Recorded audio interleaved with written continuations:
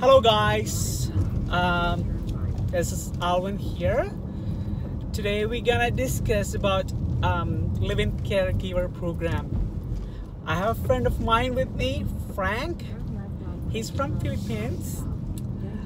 He did the live-in caregiver program by himself, so he will be able to give you more precise idea how to do it. Don't scold me because I'm doing video when I'm driving. I have no other choice, okay? So I'm not gonna talk a lot. Frank is gonna talk about it. My concentration is on the road, so don't worry about it.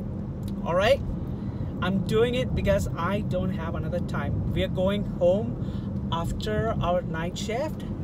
We want to give you idea how to do the live-in caregiver program. So that's why I grabbed Frank from his house. Now he's going to his uncle's house and I'm going to my house. So Frank, introduce yourself to our buddies. Okay, my name is Frank. I'm co-worker of Alvin. We're both registered nurses here in Niagara. He asked me for a favor to discuss about what happened during my application while I'm applying for under the live-in caregiver program. Now there's a little bit difference of what I'm gonna say because I'm in the old pathway and there's a new pathway. So in the old pathway, I was belong with the old pathway, and now everyone who wants to apply via the live-in caregiver program pathway, you have to undergo the new pathway. As far as I understand, but let me give my history first. So I have a relative here. She's the one who looked for an employer to me, but there is a different ways how to find an employer. That's the main thing here. To find someone who is willing to sponsor you. Sponsorship by giving you some working visa. So my aunt helped me to find an employer here, and she was able to find someone. So we started around January 2014, and during that time it only took us 6 months for me to have the LMIA. Before it's called LMO, now it's LMIA. Lamia, people call it Lamia. And for 6 months, I was able to get my visa as a working visa here. And on September 2014, I already arrived here. So, how did we start? We started by first finding a good employer, submit all the necessary documents to the government here, and when they figure out that you are capable of working as a live-in caregiver, because they will check your credentials. So they have to send their education credentials. Well, the first is to have the employer. They will interview you. This will gonna be the plan. This will be the salary. Yeah. So what's the first thing employer asks for? Is that your certificates, or would they interview first before they're looking into your? First of all, can you perform the job? Now in the new pathway, there's a two-way to perform. There's a two-way to come here. First is the child care. The second is, as far as I know, it's the elderly care. So you must have health care experiences. Like you should be a nurse, midwife, or any someone who works in the hospital or who have experience before in childcare. Means you work as a nanny in different countries, or you're working in your country, in India or in the Philippines, and or wherever. Yeah. So you are working by taking care of children. Secondly, working with elderly with a medical needs. Means if you're taking care of multiple sclerosis patient, you're taking for a stroke patient, you're taking care of in the nursing home, wherever. These all the things will be gonna be considered before you can apply on that pathway. So so that's a two pathway now in the new way to come here as a live-in caregiver. But in my way before, it's broad. Since I am a nurse in the Philippines, I am overqualified because live-in caregiver, let's say that they just have maybe 6 months of training of taking care of an elderly, 6 months of schooling, because in the Philippines they offer live-in caregiver programs. So if you studied, me, I have a Bachelor of Science in nursing, I'm overqualified, so it's very easy for me to come here because I'm overqualified based on the standards of qualification of a live-in caregiver. So somebody who completed their nursing, yeah, it would be much easier. It's much easier because plus, they are overqualified, yes, right? Plus they must have experience. Yeah. So because so those are the things that you should consider. So what are the employer we're gonna ask you? First, can you perform the job? There's a two kind of employer. First employer, like the parents for the children or for the medically needs, like because here there's a lot of people who have Alzheimer's disease, multiple sclerosis, stroke patient, bedridden, cancer patients. Those are the patients that you're gonna take care. So in my case, I took care of a bedridden woman and I stayed there for 2 years. When I arrived here, I work as their caregiver or nanny. And after 2 years, when I arrived at September 2014, I'm eligible now to apply for permanent residency because if you came here as a live-in caregiver, that's the easiest way to have a permanent resident because they consider different things about the caregiver. They prioritize the caregiver in some ways. They have special treatments. It's very easy to have a permanent resident. So September 2016, I have a 2 years experience of caregiver. I applied for my permanent residency.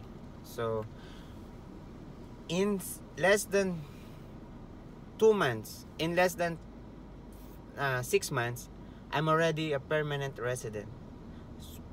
February 2015, February 2017, I'm already a permanent resident last year. So now I'm counting my years because 2 years from now, next year, I will be eligible to apply for citizenship. So your aunt first find an employer for you? Yeah. Or you can search online like the job bank. So what if one don't have account like Express Entry profile, like one if don't have a account in job bank, how would they do it? Or what are their chances of finding employer in a job bank? You find it easily because you have somebody here to look for an employer. Did your aunt tell you how she find it? Like, did she go online or did she ask somebody to help you? How did she find employer for you? Well, it's here in Canada, your references is very important. It's who you know. There's a lot of things. There's a lot of people need care, but not everyone are willing to sponsor. And it's just lucky that my aunt is a nurse and she knows someone who needs help, and my aunt has a good reputation and she trusted her and she recommended me to this employer. So that's why it's the trust. Now there's a lot of issues or stories about people getting an employer. First they go to an agency, but be careful because not everyone is true, because I heard some stories that they just need some money. You're gonna pay a lot of placement fees, but when they come here, they don't have employer. It's true. There's a lot of Is that happening in the Philippines too? yeah, in the Philippines. Yeah. The employers, the agencies going to Hong Kong because there's a lot of nannies there, caregiver. So of course they are eligible because they have years of experience. So the agencies go there, ask for thousands of dollars, and so they can go here. So how much money would an agent in the Philippines would charge for this program? The agent came here in Canada, so the idea is you will trust them because they came here from Canada. They are Canadian citizen. So as far as I heard in some stories about the people who the Canadian Yeah. went to Hong Kong, they are asking for 10,000 Canadian dollars for the placement fee, and sometimes, but based on the CRA in the CRA's Canada Revenue No, Agency. yeah. In case if you don't know Yeah. it.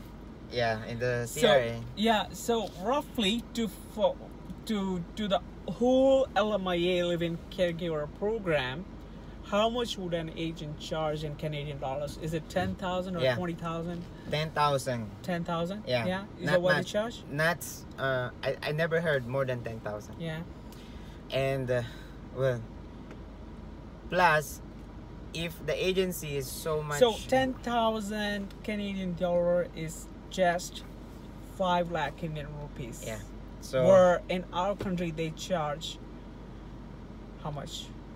15 lakhs, which is equivalent to thrice the amount of what they charge in Philippines. Yeah. All right. Yeah. You Yeah. go ahead, Frank. Yeah. So. I lost. It's okay. Just continue, or we can edit. So when the people. So what would the employer ask you for IELTS? Okay. For the Live-in Caregiver program. Now, there's in the new pathway. Yeah. Now. What can I get you from Tim Hortons? Coffee, double, or steep tea? What? Just coffee. Just double, Yeah, 2 yeah. milk, 2 sugar? Yeah. Okay. And now, what the employer gonna ask you? One of the requirements in the new pathway is first you have experience, you have employer, you have English. You should know. You should have a good English examinations because Like IELTS? yeah, like the IELTS, or now there's a Canadian English benchmark. But that's only in Canada, right? Yeah, that's only in Canada. Yeah. So, but those are the things that I have no experience because I am. Wait a second. Hi, can I have a medium steep tea with 2 milk, 2 sugar, and a medium double with 2 milk, 2 sugar, please?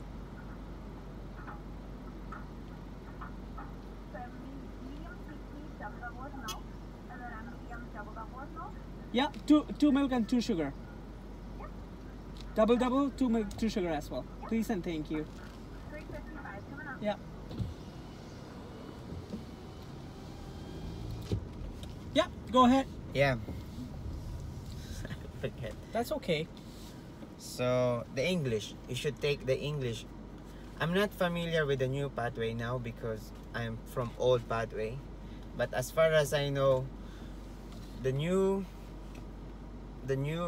live-in caregiver now will gonna undergo like you're applying as a federal skilled worker or in different. There are a lot of things that they're gonna ask before you're qualified to become a permanent resident. But your goal is now is to have a working visa like LMIA. Hi, 335.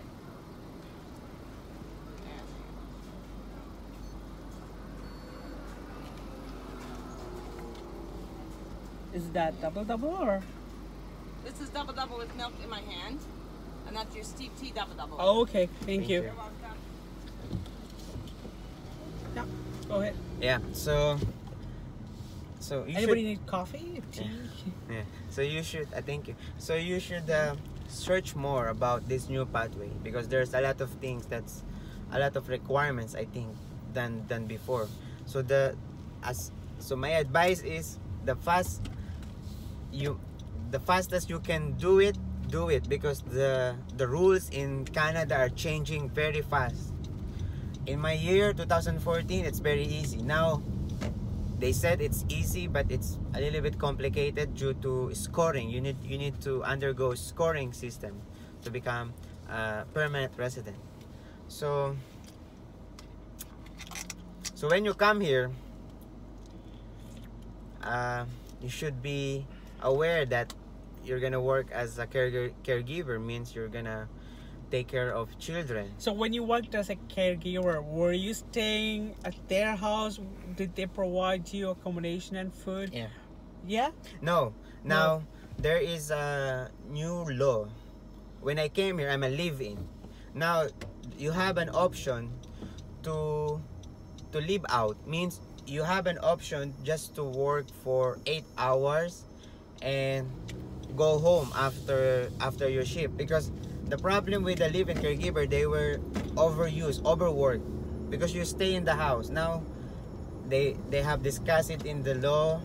They have produced make a new law that live-in caregiver now have a choice to live in the other house, in their own home.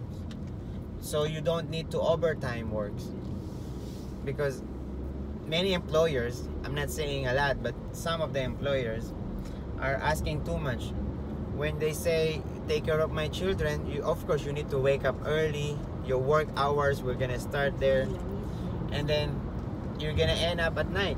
So that's more than 8 hours, and they're gonna pay you only 8 hours, because that's the rule, that's your contract. So before, my advice is you read your contract. If you say 8 hours a day, just work 8 hours a day, and you have an option to live out now.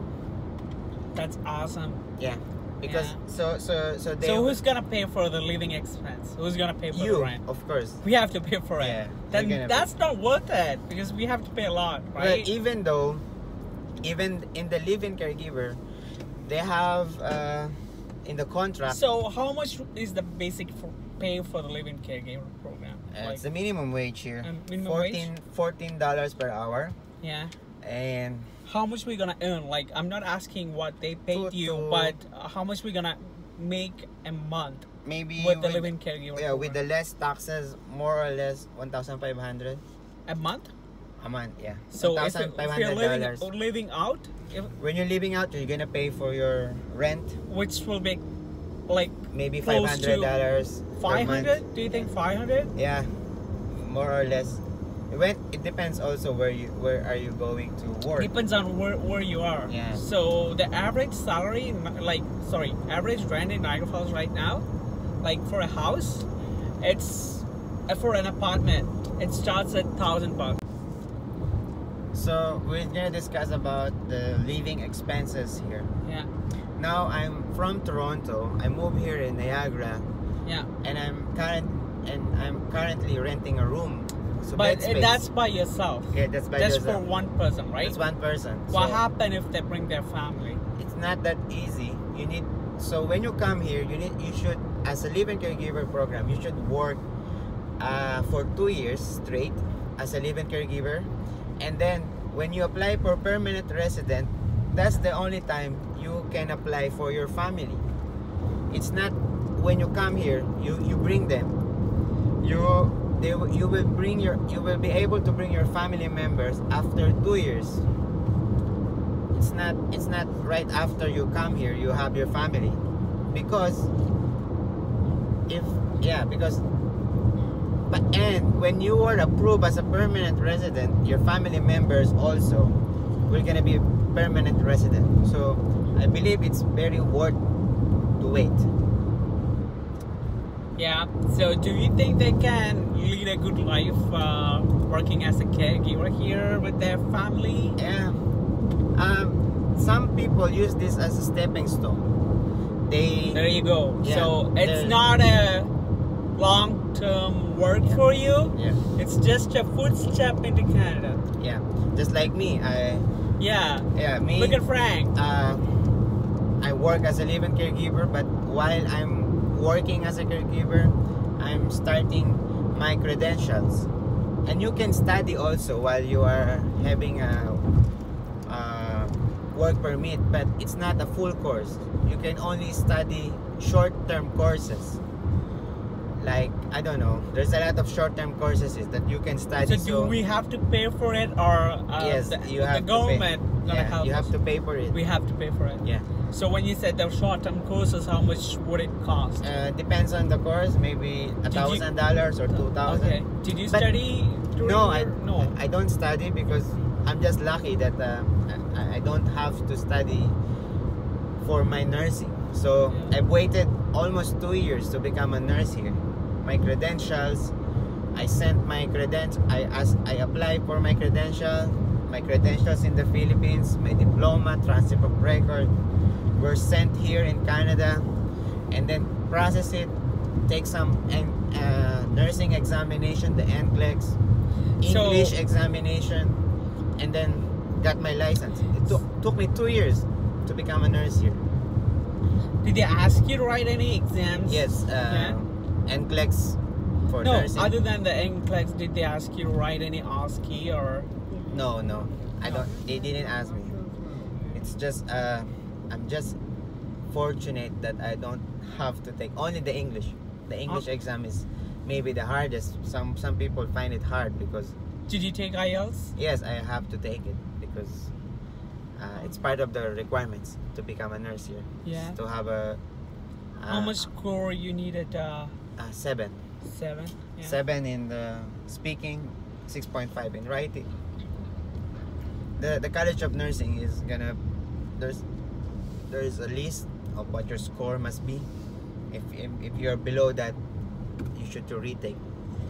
But there is a 2 way to take exam. It's either CELBAN and IELTS. Well, yeah. So, but that's for nursing. How about in different field? I don't know because I'm not an engineer, but as I said earlier, you must qualify, you must have enough experience, so the government of Canada will gonna trust you that this person is a legit person who can take care of this or who can perform the job. Would the government ask you for call you for an interview? Would they ask you anything? It's only about the employer and you. If you find the employer, it's gonna be easy.